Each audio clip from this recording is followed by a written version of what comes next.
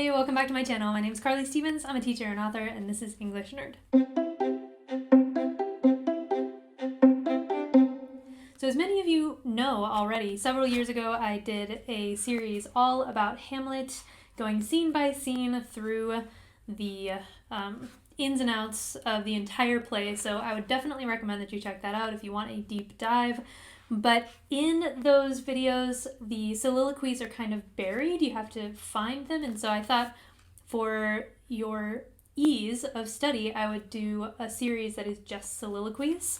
I'm going to start with Hamlet, but I'm not going to end with Hamlet. We'll look at soliloquies from other plays as well, but it will just be the soliloquies. So I'm kicking things off with the classic today, the to be or not to be speech, because that is just, it's the most famous soliloquy of all time. So I figure it's probably going to be the most searched as well. So yes, let's dive in to the to be or not to be speech. All right, so here's the to be or not to be speech. So it starts out with that question that is so famous that it's easy to read right over. To be or not to be, that is the question. That truly is the question of the entire speech. To be, to live, or not to live. Earlier in the play, Hamlet brings up this conundrum as early as his first soliloquy. To be or not to be is actually his third. So to be or not to be, that is the question. He's going to be considering throughout this entire thing whether it is better to live or to die, given the difficulties that his life has faced. So it's a very dark subject matter for a speech like this, but it's dealt with very beautifully, which in itself I think implies a leaning toward the to be side. So he continues on, whether 'tis nobler in the mind to suffer the slings and arrows of outrageous fortune, or to take arms against a sea of troubles and by opposing end them. So that is really one big thought. We have two things being weighed here, whether 'tis nobler in the mind to suffer, on the one hand, the slings and arrows of outrageous fortune, or to take arms against a sea of troubles and by opposing end them. So this is an analogy. Is it nobler to suffer all that fortune throws at you, the slings, the arrows, or is it better to attack fortune head on, although the metaphor kind of shifts. Instead of being this warrior, fortune attacking with slings and arrows, that bad fortune becomes this sea of troubles, and how do you take arms against a sea? But is it better to attack head on all of this bad fortune and by opposing end them, the troubles? So in this analogy, we have him living through, enduring all of this pain, or taking action, which in this case is to sadly end his own life. And then he starts developing probably the most famous analogy in this speech, and that is death to sleep, to die to sleep, no more. And by a sleep to say we end the heartache and the thousand natural shocks that flesh is heir to, 'tis a consummation devoutly to be wished. So right away, when he says, is it better to be or not to be? Is it better to take all this pain or to take up arms against it? He starts leaning toward not to be. The analogy that he gives for death is one that's very, very peaceful, to sleep, and by a sleep to say we end the heartache. So he even clarifies that this is a positive metaphor. Sleep ends pain. It kind of dulls that down when you're unconscious. 'Tis a consummation devoutly to be wished. So consummation being the completion of a thing with a positive connotation to it. So he says, okay, this is actually a positive thing, which is going in a sad and dangerous direction, right? So after this, he says, all right, to die, to sleep, to sleep. He's considering the ramifications of this metaphor. If dying is like sleeping, if it's being unconscious, what are some of the things that we can extrapolate from that? So to die, to sleep, perchance to dream. Aye, there's the rub. For in that sleep of death, what dreams may come when we have shuffled off this mortal coil must give us pause.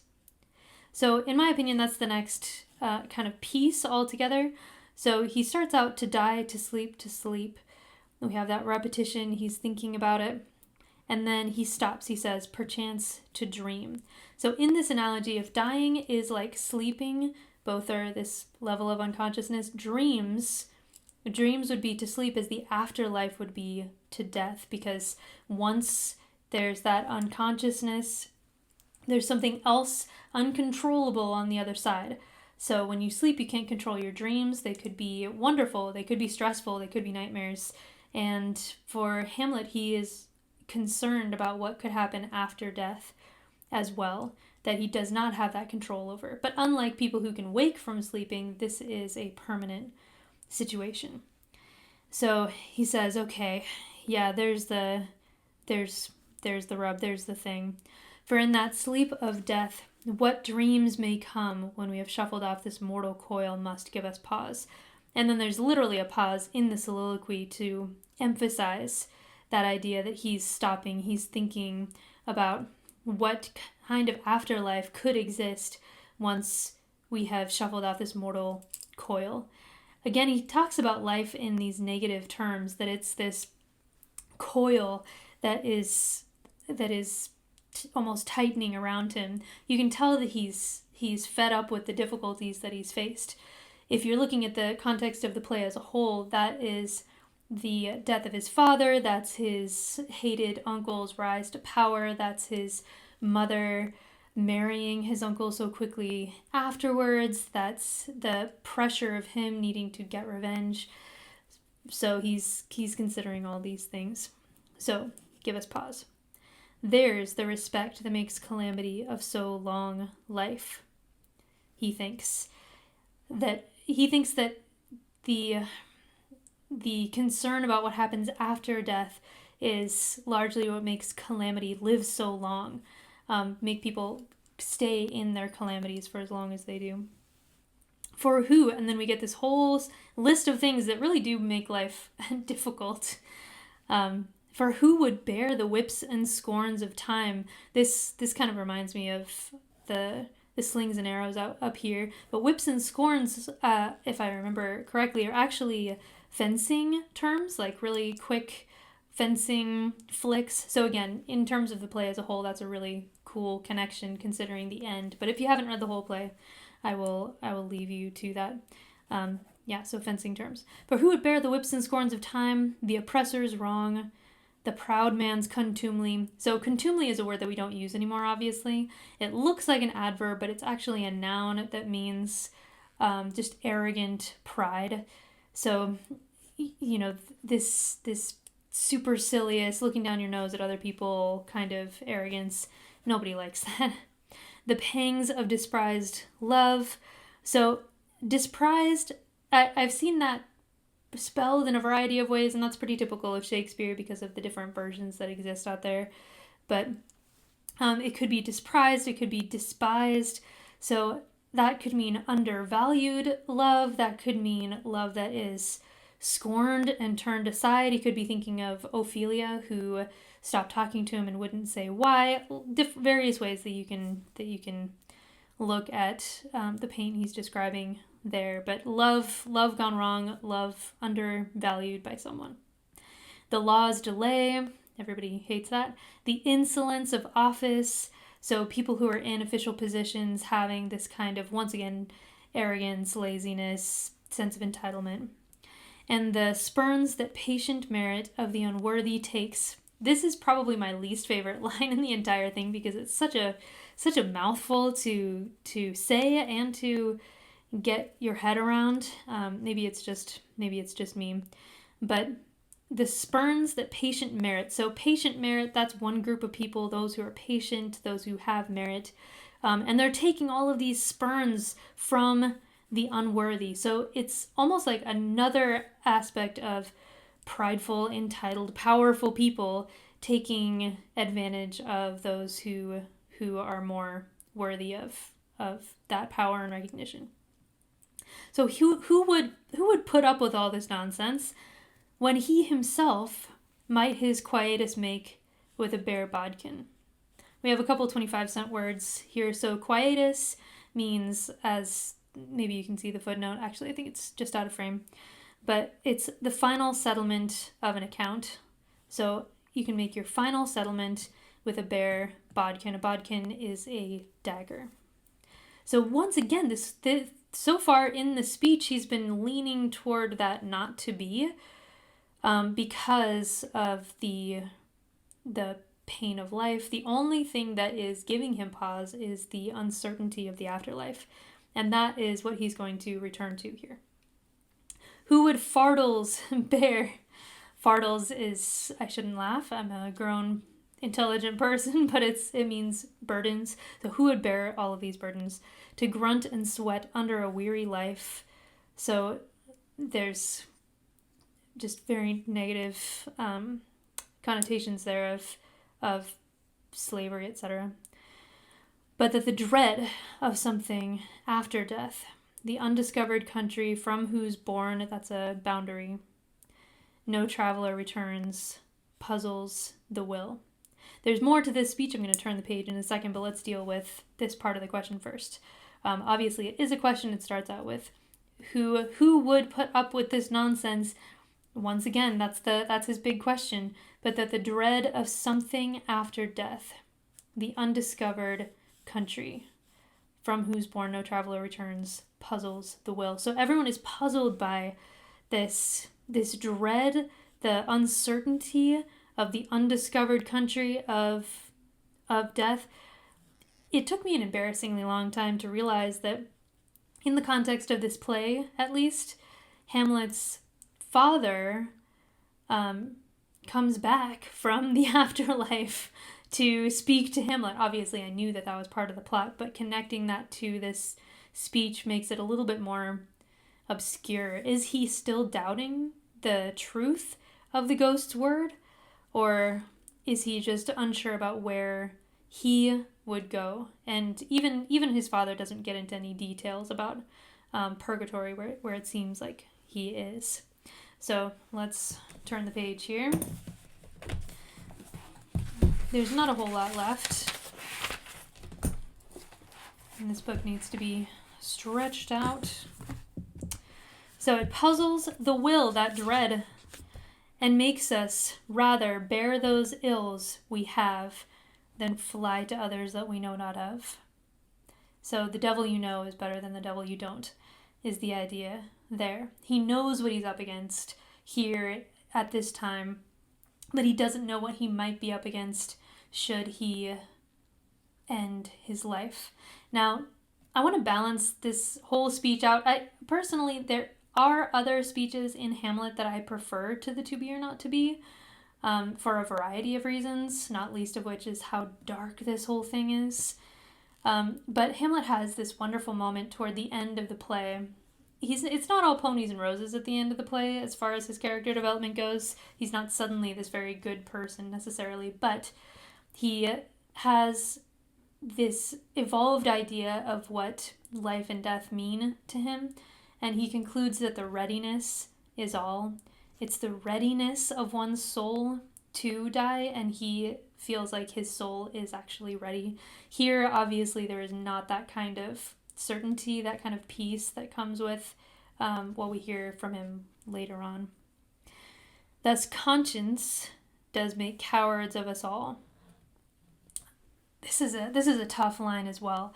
So conscience, that can be actual conscience, like the sense of right and wrong. Throughout this play, there's the understanding that it's wrong to harm oneself because of the value of each individual, but Hamlet resists that and questions it and struggles with it ever since the very first scene when we meet him. So it can mean conscience that is stopping him, that makes cowards of us all. He feels like it's cowardly to remain in his situation. Or it can be consciousness as well, depending on the way that you read it or the version of the play that you have. So consciousness makes cowards of us all, and thus the native hue of resolution is sicklied o'er with a pale cast of thought. Throughout this entire play, Hamlet is overthinking for the most part until he stops thinking altogether and gives away his final brain cells sometimes. But he says, okay, there's this native hue of resolution. So it's like a natural state, the color that we ordinarily are, that our minds are, and then over it there's this additional color that makes it kind of sickly, maybe a green, and it's the overthinking that sicklies the resolution being the final decision. And so he's aware, even in the moment that he's doing it, that he tends to overthink. In this case, it is a positive type of thinking that he's doing, but he's obviously very upset. And enterprises of great pitch and moment, with this regard, their currents turn awry and lose the name of action. So even though this goes on a little bit longer, at this point he turns and realizes that he's not alone in the room, that Ophelia has been watching him actually this entire time, and he realizes later others are watching him too. But this still counts as a soliloquy because he thinks he's alone until this soft you now, wait, look over there, there's Ophelia. So enterprises of great pitch and moment, once again he's talking about that, taking his life into his hands. With this regard, their currents turn awry and lose the name of action. So we have layers of metaphors going on here. There's the metaphor of a sort of color up here, the hue, and then it's sicklied o'er with this cast. And then we have great pitch and moment, these enterprises. I've seen a commentary or notes that referenced falconing. I believe this is the topmost point in the flight of the bird.